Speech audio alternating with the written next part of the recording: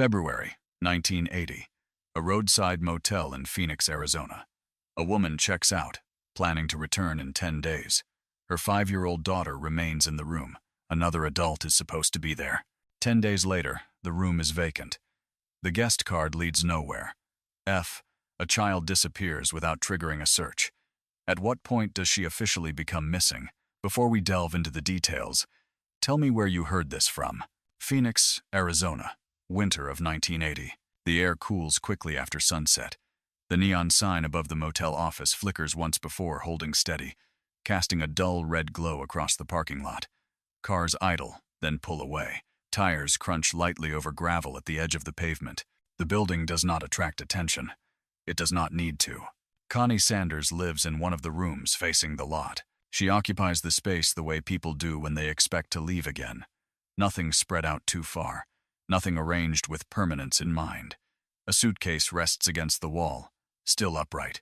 Clothes stay folded, not placed in drawers. A small stack of papers sits on the desk beside the television, held down by a set of keys. Connie is recently divorced. She moves often. Her work takes her across state lines. She drives trucks for a living, long routes that require early starts and late finishes. A CB radio is part of her routine, something she reaches for without thinking. On the airwaves, she uses a handle she has carried for years. Witchy Woman. The name belongs to her in the same way mile markers and exit ramps do, familiar, practical, unremarkable. Her daughter, Inez Jean Sanders, is 5 years old. Inez follows Connie through the motel corridor, stepping carefully over cracks in the concrete. Her shoes scuff softly when she walks. She looks toward every sound, the slam of a door, the whine of a vending machine, the rattle of the ice dispenser at the far end of the walkway. She does not wander. She stays within arm's reach unless told otherwise. Inside the room, Inez sits on the bed and swings her legs while Connie sorts through clothes. The television plays low, mostly ignored. A towel hangs over the bathroom door, still damp from earlier. Inez traces the pattern in the carpet with her toe, back and forth, until Connie looks over and tells her to stop. The motel operates as a shared space. Doors open directly to the outside. Voices carry. People cross paths whether they intend to or not. Some guests stay one night. Others stay long enough that their faces become familiar, even if their names do not. Renee Lynn McCarney is one of those faces. Renee lives at the motel too. She appears gradually, not as an arrival, but as a presence leaning on the railing, standing near the office window, smoking outside her door. She speaks easily to people passing by. She remembers names. She asks simple questions. Nothing about her behavior causes anyone to step back or take note. Renee talks to Connie in the courtyard. The conversations are brief.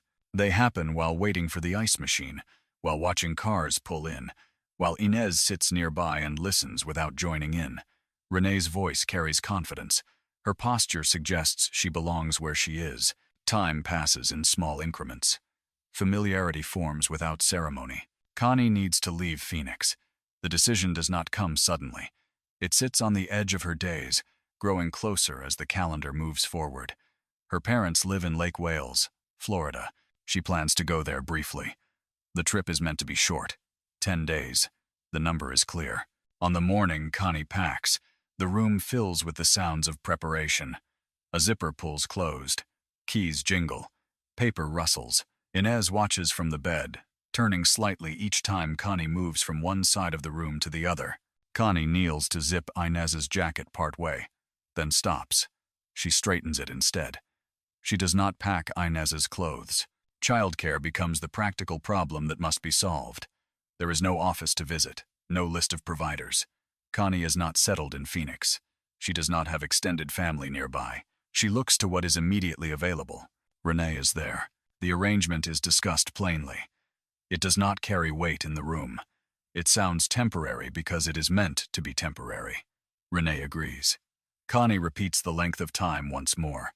10 days, Connie says. That is all that needs to be said. Connie leaves Phoenix. She carries her bags out to the car. She loads them into the trunk.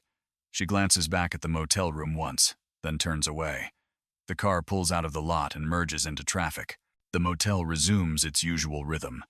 The front desk clerk flips through handwritten guest cards. Names and dates fill the slots. The parking lot changes shape as cars arrive and depart. No one marks the days. Inez stays in the room with Renee. The details of those days are not recorded by anyone at the motel. There are no formal check-ins, no welfare visits. The arrangement remains invisible to the outside world. 10 days pass. When Connie returns to Phoenix, the light in the parking lot looks the same as it did before. The neon sign hums softly. Connie parks the car and steps out. She reaches for her keys as she walks toward the stairs. The door to the room opens easily. The absence inside the room registers through objects. The bed is bare. The floor is clear. The bathroom counter is empty. The suitcase that once leaned against the wall is gone. No child's shoes sit by the door. No jacket hangs on the back of a chair. Connie stands still for a moment. She moves deeper into the room. She opens the closet. She checks under the bed. She opens drawers. Each space returns the same answer. Connie steps back into the corridor. She looks left. She looks right. She listens. Other doors stay closed. A television murmurs somewhere down the row. A car alarm chirps and then stops. Inez, Connie says. The name does not bring anyone out. Connie walks to the office. The clerk looks up from behind the counter. He checks the cards. He flips one over, then another. He does not find what Connie is looking for. They checked out, he says. The statement does not come with details. No time, no direction, no forwarding information. Connie walks the lot. She looks for signs of recent movement. Tire tracks overlap. Footprints lead everywhere and nowhere. The space offers nothing specific to follow. Connie speaks to other residents. People shake their heads. People say they were not paying attention. People say they keep to themselves. No one describes a moment when something seemed wrong. Connie returns to the room one last time. She stands in the doorway and looks inside as if something might have been missed. The room remains unchanged. That is when the police are called. The report that begins contains limited facts.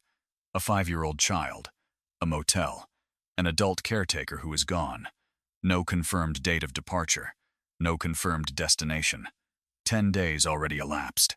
The motel continues operating. The front desk answers the phone. New guests arrive. Old guests leave. The child who was supposed to be waiting in that room is no longer there. And from that point forward, no one at that motel sees Inez Jean Sanders again. The police arrive at the motel after the room has already been emptied. The parking lot looks ordinary. Cars sit in marked spaces. A soda can rolls slightly in the wind before stopping against a tire. Nothing signals urgency to anyone passing by on the road. An officer walks the exterior corridor. His shoes tap against concrete. He pauses in front of the room Connie points to. The door opens. The officer looks inside without stepping too far in. He notes what is not there before he notes what is. The bed is bare. The trash can is empty. The bathroom shows no sign of recent use. The room looks reset, the way motel rooms look after turnover. The officer asks a few questions and writes answers down in a small notebook. The questions follow a structure. The answers do not. Connie Sanders stands near the doorway. She keeps her eyes on the room while she speaks. She gives names. She gives dates. She repeats the length of time she was gone. 10 days. She gives the name of the woman who stayed with her daughter. Renee Lynn McCarney. She spells it when asked. The officer writes the name carefully. The motel office becomes the next stop. The front desk clerk pulls out the guest cards. The cards are handwritten, stacked tightly together in a shallow box. The clerk flips through them one by one, moving slower when he reaches the dates that matter. The card for Renee Lynn McCarney is there. The card shows a check-in date. It shows a room number. The checkout space is filled in, but the time is not. No forwarding address is listed. No vehicle information is recorded beyond what was required to rent the room. The clerk explains how the system works. Guests pay. Guests leave. Cards get filed.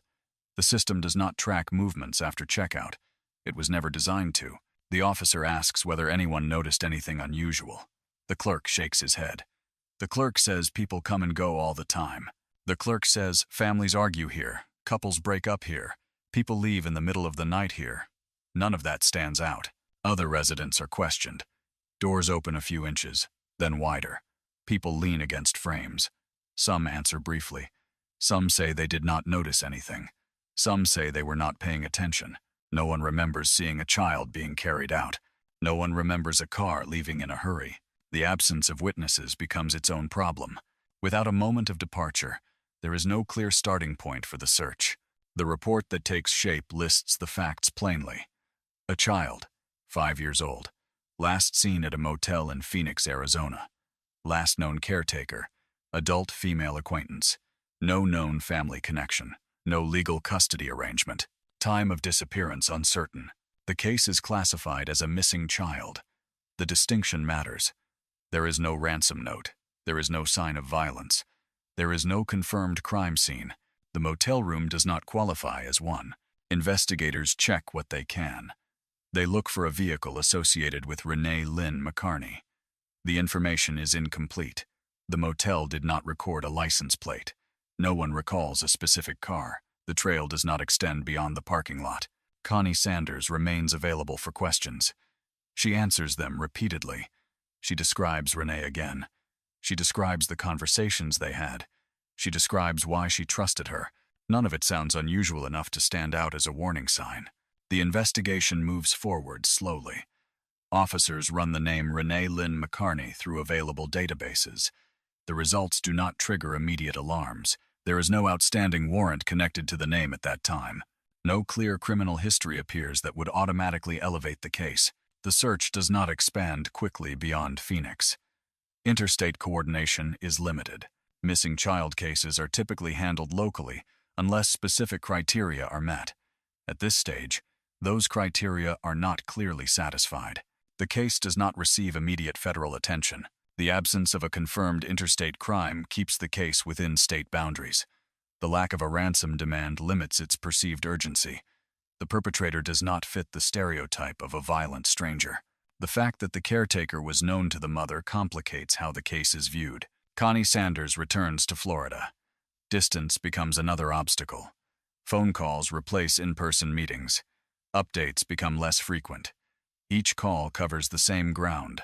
No new leads. No confirmed sightings. Time stretches. The file remains open. It does not move. It does not close either. It sits in a space between active pursuit and administrative maintenance. Weeks turn into months. Nationally, missing children do not occupy a single, unified system. Databases are fragmented. States operate independently. Federal involvement is narrow. Only a small number of cases qualify for inclusion in federal records. At this time, the Federal Bureau of Investigation lists only 67 missing children nationwide. The number reflects policy, not reality. It reflects which cases meet strict legal definitions, not how many children are actually gone. Inez Jean Sanders is not one of those 67.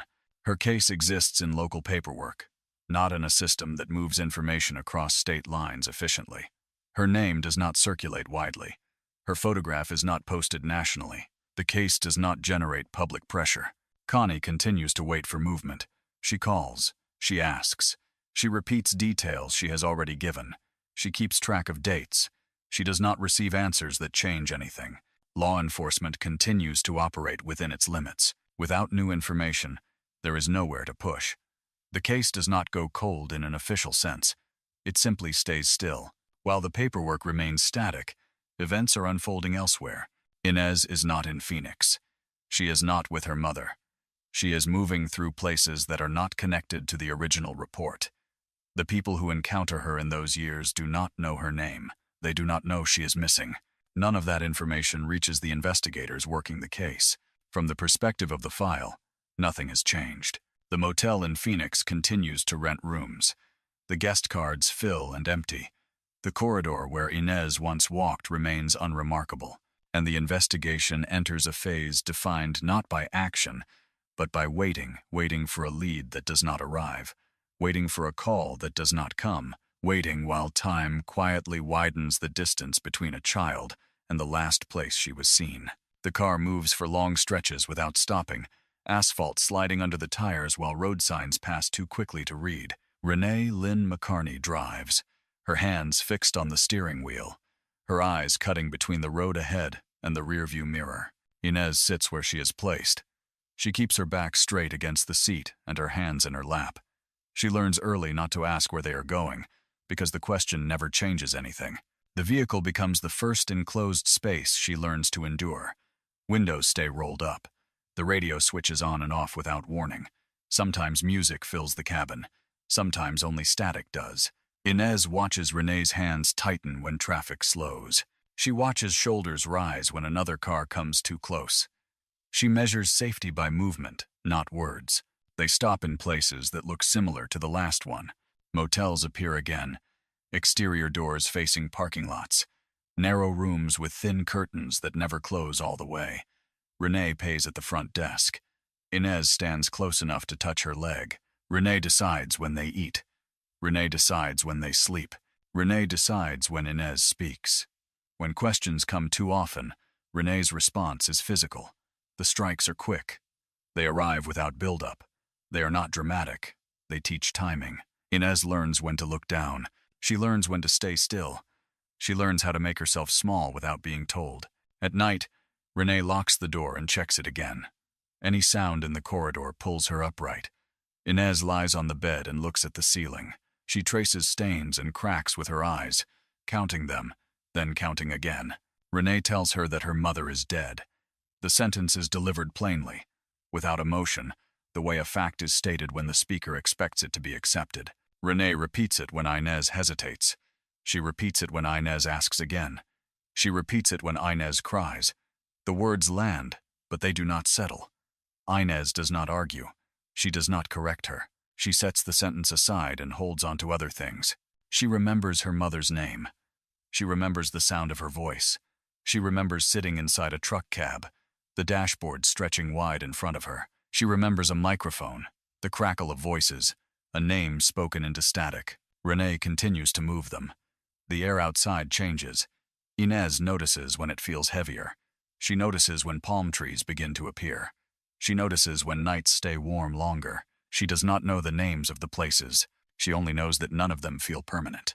Over time, Renee's behavior shifts. The routines become harder to maintain. Money tightens. Patience thins.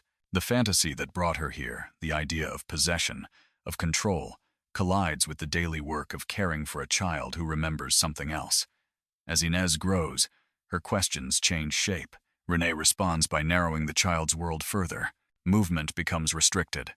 Watching becomes constant. When Inez mentions her mother, Renee reacts sharply, repeating the same sentence with the same words, again and again, as if repetition alone can flatten resistance. Inez stops speaking about her mother out loud. Inside, she does not stop. Time passes without markers. There are no calendars, no birthdays, no holidays. Time is measured through repetition. Another drive, another room, another locked door. Then the pattern breaks. Renee stays longer in one place. The tension does not ease. It concentrates. One day, Renee packs her own belongings. She does not prepare Inez to leave. She does not give instructions. She does not explain. She leaves the child behind in a motel room with 3 men. The space fills with unfamiliar movement. Voices are louder. The door opens and closes more often. Inez stays near the bed. She watches the door. She waits. The motel manager notices the child. He notices that the adults do not appear related to her. He notices how long she has been there. He notices enough to call the police. When officers arrive, they focus on what is in front of them. A child. No parent present. No explanation that holds. Inez answers questions carefully. She gives short responses. She does not offer a story. She does not volunteer names. Based on what they can see, the officers make a procedural decision. They classify Inez as an abandoned child. The distinction is administrative, but it determines everything that follows. The paperwork opens under a new category. No connection is made to an open case in Phoenix. No alert is triggered elsewhere. Inez enters the Los Angeles County foster care system without a history that travels with her. Placements change, beds change, rules change. Some homes are quiet, some are not. Outside, the city presses in. Sirens sound at night. Adults speak openly about drugs. Inez absorbs the environment without comment. She does not forget her mother. She does not forget the truck. She does not forget the radio. As the system moves toward permanence, adoption enters the conversation. Inez understands enough to know what that means. She refuses. She does not shout. She does not run. She says no when asked, and she repeats it. The refusal slows the process. A social worker notices the pattern. His name is Bill Thomas. He listens more than he speaks. He asks Inez to talk about her family. She begins with fragments, trucks, radios, a CB handle her mother used. The details sound specific. Bill Thomas writes them down. At the same time, in Florida, Connie Sanders continues to search. In 1985, she contacts the National Center for Missing and Exploited Children and provides a photograph. The image circulates. In Los Angeles, someone recognizes the face. The system pauses, then checks. For the first time in years, two separate files begin moving toward each other. The file does not move all at once. It shifts in small ways, almost unnoticed. Bill Thomas keeps Inez's folder on his desk longer than the others. He does not rush the questions. He allows silence to stretch. When Inez speaks, she does not speak in full stories. She offers fragments that surface without prompting. A job, a sound, a habit. Bill Thomas writes them down exactly as they are said. He does not correct wording. He does not ask her to clarify beyond what she can give. He notices that the details repeat without changing shape. Inez talks about trucks. She talks about long drives. She talks about a radio that crackles before voices come through. She mentions that her mother talked into a microphone. She remembers that other people answered back. She remembers a name her mother used on the radio. The name does not sound like a nickname children make up. It sounds specific. Bill Thomas writes it down. Outside the foster system, another process has begun. In Florida, Connie Sanders continues to make calls that do not lead anywhere. She keeps dates written down on paper. She keeps a photograph close. In 1985, she contacts the National Center for Missing and Exploited Children. The organization is still new. Its role is narrow but focused. It collects cases that local systems cannot connect on their own. Connie provides information. She provides a photograph of her daughter taken before the disappearance. The photograph is logged, copied, and circulated. The circulation is quiet. There is no public announcement, no press conference. The image moves through offices, mailrooms, and bulletin boards. It reaches social workers who handle children with unknown histories. It sits among dozens of other faces waiting to be matched to something. In Los Angeles, the photograph reaches the right desk. Someone pauses over it. The face looks familiar. The age aligns. The eyes match a child already in care. The person does not act immediately. The system requires confirmation. The photograph is compared again. Dates are checked. Birth information is reviewed. The timeline does not contradict itself. Bill Thomas is informed that there may be a match. He does not tell Inez everything at once.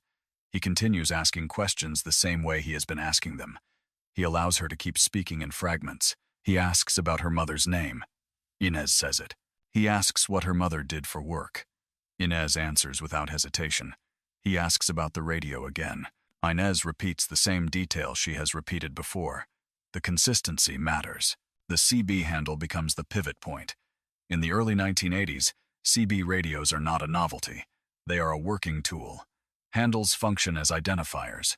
People use the same one for years. They are spoken on air. They are recognized by others. The handle Inez mentions is not generic. It links to a known cultural reference. It does not sound invented. It sounds remembered. The information moves to the National Center for Missing and Exploited Children. The staff cross-check what they have. A mother in Florida. A daughter missing since 1980. A photograph. A child in foster care in California. The details align closely enough to justify escalation. Contact is made. In Winter Haven, Florida, the phone rings. Connie Sanders answers. The voice on the other end identifies itself carefully. The words are chosen with restraint. The call does not promise anything yet. It asks questions. Connie answers them. Names, dates, locations. She repeats information she has given before, but this time it does not disappear into silence. The confirmation process takes days, not hours. Photographs are compared again. Records are reviewed. Social workers coordinate across state lines. For the first time since the disappearance, separate systems share the same information. When the identification is confirmed, it does not arrive with ceremony. It arrives as a fact. The child in Los Angeles foster care is Inez Jean Sanders. She has been located. She has been alive the entire time. The case changes classification immediately. What had been an abandoned child case becomes an interstate kidnapping case. Jurisdiction shifts. Federal authorities are notified. The weight of the file increases. Investigators locate Renee Lynn McCarney. She is still in California. The arrest does not involve a chase. It does not involve resistance that draws attention. She is taken into custody based largely on the child's account and the reconstructed timeline. The child becomes the primary witness. Arrangements are made for reunification. Connie Sanders flies to Los Angeles. The flight is booked quickly. There is no delay built into the schedule. Time is no longer something to stretch. At the federal building, procedures take precedence. Connie is briefed before she sees her daughter. Agents ask practical questions. They ask about developmental milestones. They ask about medical history. Connie answers them steadily. She listens more than she speaks. When the reunion happens, it does not occur in public. It happens in an office. The space is plain. The furniture is standard. There is no audience. A child enters the room. A woman stands up. Recognition does not need explanation. The separation ends without speeches, without announcements, without an attempt to make sense of the years that have passed. Outside that room, the systems that failed earlier now move quickly. Paperwork catches up. Jurisdiction settles. Charges proceed. The case becomes an example cited by others. Inside that room, time resumes from where it stopped. The arrest does not close the case. It changes its posture. Renee Lynn McCarney is no longer a name drifting between reports. She is a person in custody. Her movements are recorded. Her statements are measured against timelines. The child's account, once treated as fragmented memory, becomes central. Investigators walk back through the years using what Inez can place with certainty. Locations align. Dates narrow. The absence of records begins to make sense only because the pattern is now visible. The legal process moves forward without spectacle. The charges reflect what can be proven.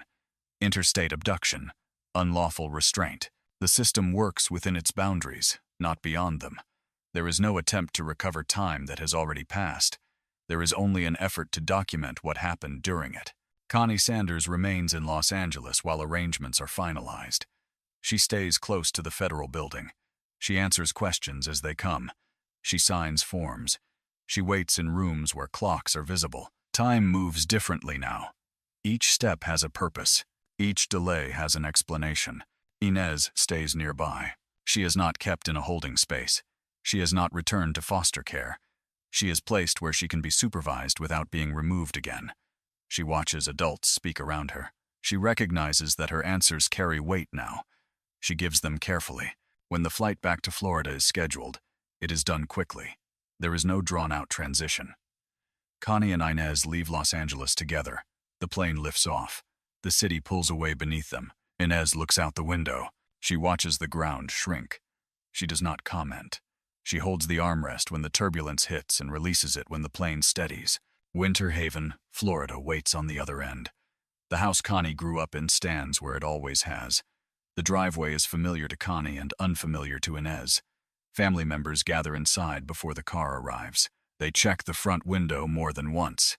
They adjust small things that do not need adjusting. Inside the house, a shirt has been laid out for a younger child. The words are printed plainly across the front. "Welcome home, Sissy." The child wearing it does not fully understand what it means yet. She knows only that someone important is coming. When Inez steps inside, the space feels smaller than she expected. Furniture sits close together. Photographs line the walls. People move toward her and stop, unsure how close to stand. Connie stays beside her. No one rushes. No one asks questions. The reunion does not unfold in a single moment. It stretches across minutes, across hours, across the first night when Inez sleeps in a bed that does not belong to a system or a schedule. Connie checks the door before sleeping. She checks it again in the early morning. She does not explain why. In the days that follow, the case becomes public. Reporters call. Advocacy groups take notice. John Walsh speaks about the rarity of long-term recoveries. He states a fact that has shaped years of searching. Children missing for 5 years are rarely found alive. The statement lands because this case contradicts it. The attention does not change what happened. It changes how the system remembers it. The case becomes an example of what fails when information does not travel. A child had been recovered years earlier and still remained lost. Foster care and missing persons databases had existed side by side without intersecting. Connie Sanders resumes a life that had been suspended. She answers questions when required. She avoids them when she can.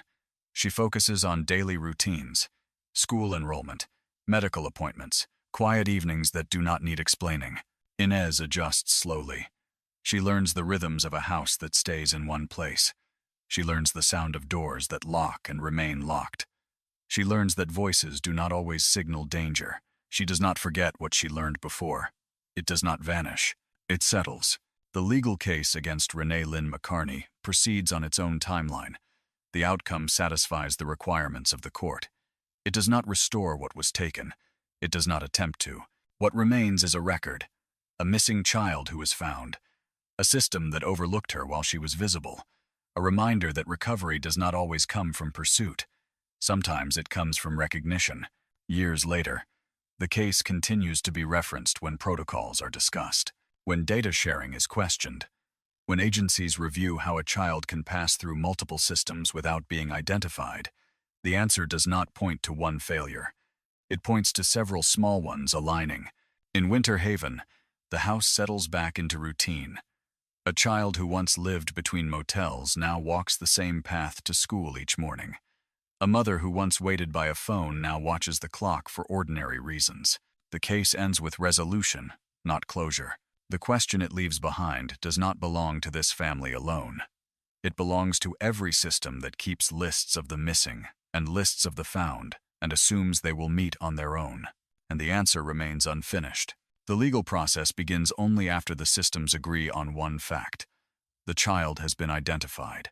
Until that moment, there is no case to prosecute, only fragments scattered across jurisdictions. Once the identification is confirmed, those fragments are pulled together quickly. The classification changes on paper first. An abandoned child case in Los Angeles County is refiled as an interstate kidnapping. A local missing child report from Arizona is reopened and expanded.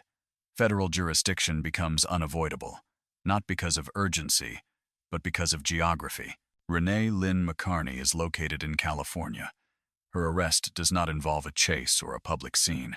Agents approach her where she is staying. They identify themselves. They state her name. They place her in custody without resistance that draws attention. There are no bystanders who later describe the moment. The arrest is recorded, processed, and folded into the larger case file. From that point forward, the investigation reverses direction. Instead of asking where the child might be, investigators ask where she has already been. They reconstruct the years using what can still be verified. Motel receipts are requested. Guest registries are examined. Addresses are listed and then crossed out when records no longer exist. The paper trail is incomplete, but the pattern emerges through repetition, movement, temporary housing, short stays, long gaps. The most stable source of information is the child herself. Interviews with Inez are scheduled carefully. Sessions are kept short. Questions are narrow. Investigators do not ask her to narrate her entire experience. They focus on points that can be anchored in time or place. Where did you sleep? How did you travel? Who decided when you moved? When did you stop seeing the woman who brought you here? Inez answers without embellishment. She does not dramatize. She does not speculate. She states what she remembers and stops when she does not. Her account is treated differently now than it was before. In the foster system, her memories were considered personal history. In the federal case, they are treated as evidence. Agents take notes. Dates are estimated. Locations are placed on maps. What once sounded like fragments now form a usable timeline. Connie Sanders is brought into the process as both witness and parent. She answers questions about her movements in 1980. She describes the motel in Phoenix.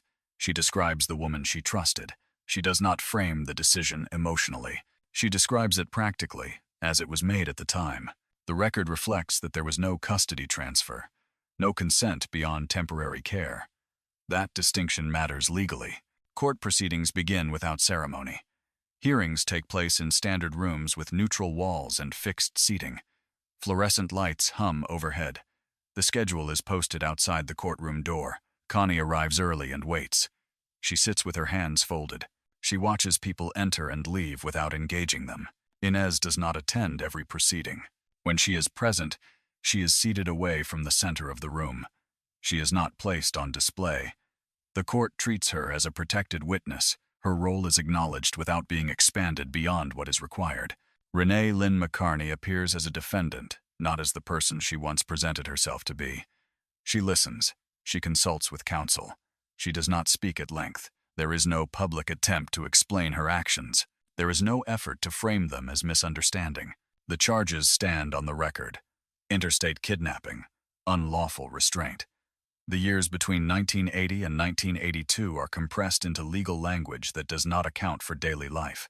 Testimony focuses on what can be proven: the 10-day trip, the disappearance, the abandonment in California, the lack of consent, the movement across state lines. The foster care misclassification is acknowledged, but not litigated. It is treated as context, not as a crime. The law does not address every failure in the story. It does not assign blame to systems that did not communicate. It does not evaluate why a missing child and an abandoned child were allowed to exist as separate categories without overlap. Those questions fall outside the scope of the case. The court confines itself to the defendant and the statutes that apply. The verdict satisfies the requirements of prosecution. Accountability is established within the limits of the law. The sentence reflects the charges that could be sustained. It does not attempt to measure the years that passed or the developmental cost of those years. The legal process is not designed to calculate that. When the proceedings conclude, the courtroom empties. The judge leaves. The attorneys gather their papers. The case file is marked complete. The system moves on to the next matter on the docket. Outside the courtroom, the impact lingers unevenly. Connie leaves with her daughter. They walk through hallways that echo. They step outside into daylight that does not feel symbolic. It is simply there. The resolution does not arrive as relief. It arrives as finality. The question of responsibility has been answered in one narrow sense and left open in many others. The law has done what it can do. It has named the crime. It has named the person responsible. It has imposed a consequence. What it cannot do is restore the years that unfolded without oversight. It cannot retroactively connect systems that did not speak to each other. It cannot erase the fact that a child lived inside government care while being officially missing somewhere else. Those limitations are not debated in the courtroom. They are understood quietly by the people who have followed the case closely enough to see its edges. When the legal process ends, the story does not feel complete. It feels contained. One part has been addressed. The rest remains outside the reach of statutes and sentencing guidelines, and that is where the law stops. Life after the courtroom does not announce itself as a new chapter. It arrives quietly, through routine. In Winter Haven, Florida, the house Connie Sanders lives in returns to its ordinary sounds. A refrigerator hums at night. Doors open and close at predictable hours. Footsteps move down the hallway in the morning. These details matter because they repeat. They establish continuity where there had been none. Inez wakes up in the same room more than once. The bed stays in the same place. The window looks out on the same yard. There are no suitcases waiting by the door. There is no need to listen for keys in the lock that signal departure. Time stretches differently here. Days follow one another without interruption. School schedules replace motel checkout times. Lunches are packed the night before. Homework sits on the table where it was left. Connie watches these routines closely. She does not hover, but she notices. She notices how long Inez takes to fall asleep. She notices how often she checks the door before going to bed. She notices the way Inez positions herself in unfamiliar rooms, choosing seats with clear views of entrances. These behaviors are not discussed openly. They are allowed to exist without correction. No one insists they disappear. The family expands around Inez slowly. Relatives who were once only names now have faces and voices. A younger sister, Tara, occupies space without history. She does not know the years that came before. She knows only that someone older has arrived and that her presence changes the household in small ways. Sharing rooms, sharing attention, sharing time. Outside the family, the case continues to circulate. It appears in training materials. It is referenced in discussions about missing children protocols. Professionals point to the sequence of failures that allowed a child to be recovered and still remain unidentified. The terminology becomes precise, found but not identified. Systemic misclassification. Data silos. The language is clean. It does not carry the weight of lived experience. The National Center for Missing and Exploited Children uses the case to demonstrate the importance of image circulation. A photograph moved across state lines accomplished what years of localized searching could not. The lesson is repeated often. Recognition matters. Memory matters. Children's accounts matter when someone is willing to record them without filtering. Policy discussions follow. Databases are compared. Procedures are revised. Foster care systems are encouraged to cross-check unidentified children against missing persons records more aggressively. These changes do not arrive overnight. They are implemented unevenly. Some jurisdictions adopt them quickly, others do not. The case becomes one example among many, cited when convenient, forgotten when resources run thin. Inez grows older within this landscape of attention she does not seek. She is not positioned as a symbol in her daily life. She is a student, a sibling, a child learning what permanence feels like. The years she spent moving are not erased by stability, but they no longer dictate every choice. She carries them quietly. They surface in habits rather than stories. Connie adjusts as well. The waiting that once defined her days ends. She no longer measures time by phone calls that do not come. She no longer keeps lists of dates that lead nowhere. She focuses on what is immediate: work, family, the present. The search that consumed her for years resolves into something that does not require constant vigilance anymore. The broader question raised by the case does not resolve so easily. Investigators and advocates continue to ask how many children entered care under incomplete identities. How many were classified in ways that prevented connection? How many families waited while their children lived inside systems designed to protect them? The records cannot answer those questions fully. Files exist in separate places. Some have been closed. Some were never linked. The absence of data becomes part of the legacy. What cannot be counted cannot be corrected easily. Years after the case concludes, the details remain stark. A motel in Phoenix. A 10-day absence. A woman who did not trigger suspicion. A child who did not forget her own history. The outcome is described as rare, but it is not described as accidental. It required survival, memory, and a moment when systems finally overlapped. The story does not end with certainty. It ends with recognition of limits. The law reached its boundary. Policy adjusted imperfectly. A family was restored, but not unchanged. What remains is a quiet challenge, embedded in the case itself. Not every missing child is hidden. Some are visible, moving through institutions, carrying names that do not connect. The question left behind is not whether recovery is possible, but whether recognition can arrive in time. And that question remains open. If you follow long-form investigative storytelling built from records, timelines, and overlooked details, consider subscribing to the channel. New cases are examined step by step, without shortcuts. Share your thoughts in the comments. And if this story stayed with you, sharing it helps these cases remain visible.